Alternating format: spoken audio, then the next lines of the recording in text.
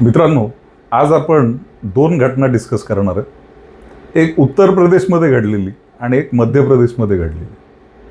उत्तर प्रदेशमध्ये खोडा हे जे ठिकाण आहे, जे गाझियाबाद जिल्ह्यामध्ये, इथं सूर्या चौहान नावाच्या 11वीत शिकणाऱ्या मुलाची असद नावाच्या त्याच्या मित्राने बकरीदच्या दिवशी हत्या केली. आता ह्या असदने त्याला काय सांगितलं सूर्याला की तू ये, मी तुला बकरी ईदला कुर्बानी कशी दिली जाते ते तुला दाखवतो. आणि तिथं बोलवल्यावर ह्या असदला सूर्याने बकरी ईदच्या शुभेच्छा पण दिल्या. पण त्याचा परिणाम म्हणून काय झालं तर असदने काहीही विचार न करता सूर्या चौहानच्या पोटामध्ये चाकू खुपसला. तो चाकू पोटामध्ये अडकला आणि तो चाकू पोटात घेऊन सूर्या 200 मीटर धावला. पुन्हा या असदने आणि त्याच्या सहकार्याने त्याला मध्ये गाठलं आणि त्याच्यावरती सपासप वार करून त्याला ठार केलं. ह्या सूर्याच्या मित्रांनी, विकी आणि इतर 1-2 मित्रांनी त्याला वाचवण्याचा प्रयत्न केला, पण या हल्ल्यामध्ये सूर्या मारला गेला. दुसरी घटना घडली आहे काही दिवसांपूर्वी.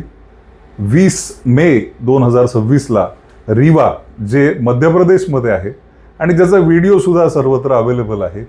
या घटनेमध्ये एक जो रशीद अबाद अली शाह नावाचा एक 4 चाकी गाडी घेऊन रस्त्यावरून चाललेला आहे आणि जैन साध्वी ज्या त्या रस्त्यावरून चाललेल्या आहेत, रस्त्याच्या कडेने चालताना ते दिसत आहेत, त्या तिघींना इंटेन्शनली ह्या व्यक्तीने गाडीने उडवलं.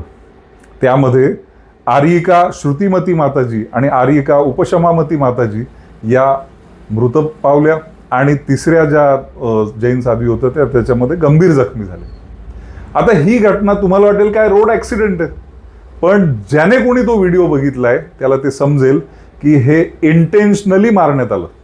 बरं, ही घटना घडल्यानंतर तो व्यक्ती तिथेच थांबायला पाहिजे होता. जर ही घटना एक इनोसंट किंवा एक नॅचरल कोर्समध्ये घडलेली घटना असेल तर तो व्यक्ती तिथून पळाला आणि 270 किलोमीटर लांब जबलपूर इथे त्याला अटक झाली.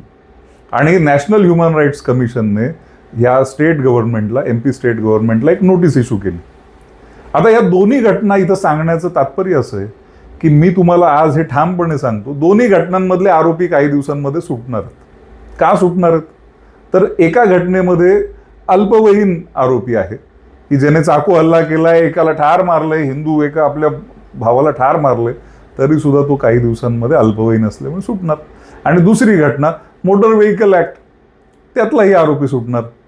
पण आपल्याला हे समजून घ्यावं लागेल की ह्या दोन्ही हत्या आहेत, मर्डर आहे. आणि हे कशाच्या आधारे होत असेल की इतक्या सहजपणे एक मित्र दुसऱ्या मित्राला चाकूने ठार मारतो?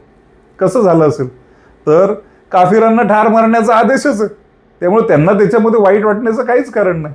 आणि मित्राला खोटं बोलवून बोलवलं, अलतकिया, की काफिरांची खोटं बोललं तरी काहीच प्रॉब्लेम नाही.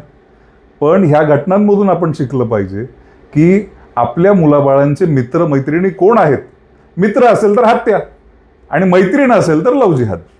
त्यामुळे ह्या दोन्ही घटना हिंदूंनी गांभीर्याने घेतल्या पाहिजेत आणि त्यातून धडा घेतला पाहिजे. हे आपले मित्र मैत्रिणी होऊ शकत नाहीत. संधी मिळाल्यावर ते आपला गळा कापणार, आपली हत्या करणार, आपल्याशी ते खोटं बोलणार. त्यामुळे सावध व्हा आणि इथून पुढं या लोकांवरती विश्वास ठेवताना 1000 वेळा विचार करा. जय श्रीराम.